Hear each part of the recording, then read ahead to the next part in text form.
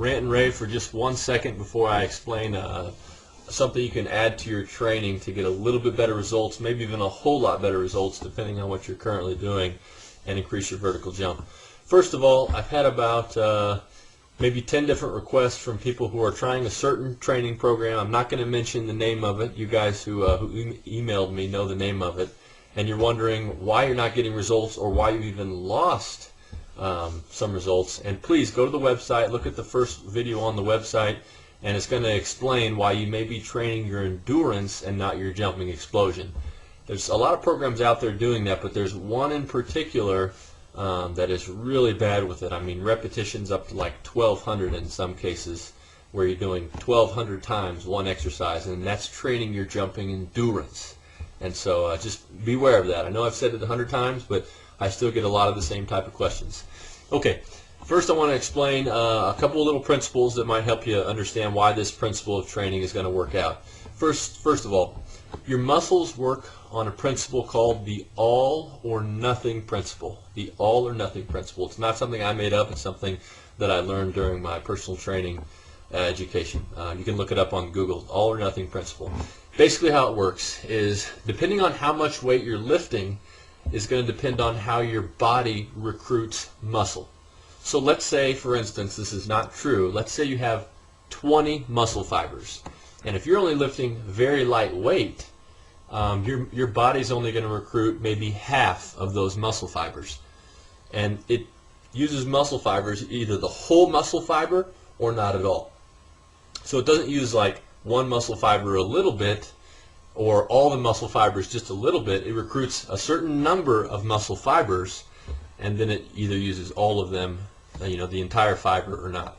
So basically, if you're training with lighter weight, you may not have even been training certain muscle fibers at all, because you're only training a certain portion of the muscle fibers.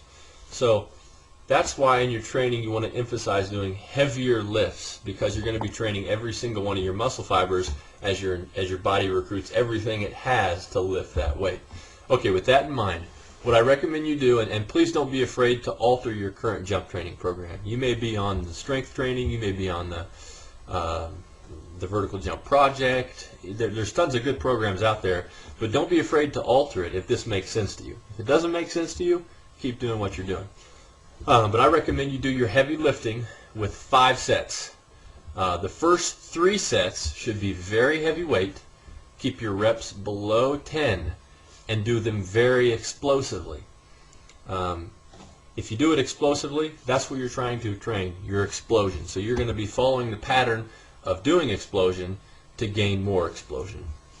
And so the first 3 sets, reps below 10, and then high explosion. So you're just, if you're doing squats, you're doing it like you're exploding. Like if you don't approach each exercise like this, you're going to do it with more intensity than you've ever done, then you may be lacking results, because you're not pushing yourself to a higher explosion. You're just pushing yourself at a lower level explosion. So you got to get fired up during the training. You know, if you got to play some music in your head or whatever you got to do, you need to be exploding.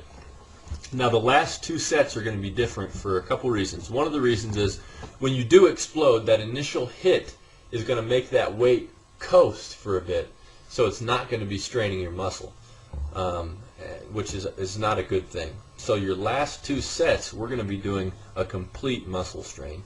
So on these last 2 sets, keep your weight below 10 still, or your reps below 10. So keep your weight heavy, but do the weight very slowly. So you might have to do a little less weight. So if you're doing squats, go to the peak point, lower very slowly so that you can feel a strain on the muscle the entire time. If you feel the strain the entire time, you're getting every area of the muscle trained. Now your last set is something a little bit different that you want to do. This is going to be what we call the burnout set. When you train your muscle to go a little bit past total failure or fatigue, then you're able to train the muscle to its maximum potential. So here's what you're going to do on your last set. You're still going to keep your reps below 10. And what you want to do is, it's best to have a partner. If you're doing squats, no matter what you're doing, it's the same thing.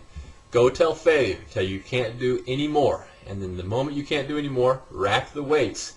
Take off 20 to 40 pounds or 10 pounds or however much so that you can go back and do just as many again. Now once you've pulled off those weights, immediately get under there and do under 10, but go until failure, until you can no longer lift anymore. Once you've gotten to that point, repeat that process one more time. Take the weights off quickly, and then go to failure again until you just can't go anymore. If you have a partner, have him help you do 2 to 3 more so that your muscles are just completely exhausted. So basically, if you change your workouts to doing 5 sets, the first 3 explosive, and you got to get fired up and you got to explode like you've never exploded before. Do make sure you're warmed up so you don't have any muscle injury and that you're well stretched. But those first 3, explosion. The fourth one, slowly but thoroughly straining the muscle. The last one, slowly but surely straining the muscle, and then taking off, and then going to failure again, and then one more time going to failure, and having someone help you do 2 to 4 more repetitions. So that's the way to completely train your muscle to get stronger and focus on the explosion that's going to help you jump higher. If you like any of these tips, please go to the website. We have a newsletter that's going to send out just helpful tips that are just going to help you fill out your knowledge in your vertical jump training program. It all depends on you. If you go out there and you find a program and you're excited about the program simply because there's testimonials on the page or because it promises you 10 to 30 inches of vertical jump power added to your vertical, you may be disappointed because basically you're just buying into someone's marketing. But if you go out there, you do your research, you go to my site, you go to other sites, which I can recommend a lot of different sites that have good information on them, you'll be able to develop your own vertical jump training program.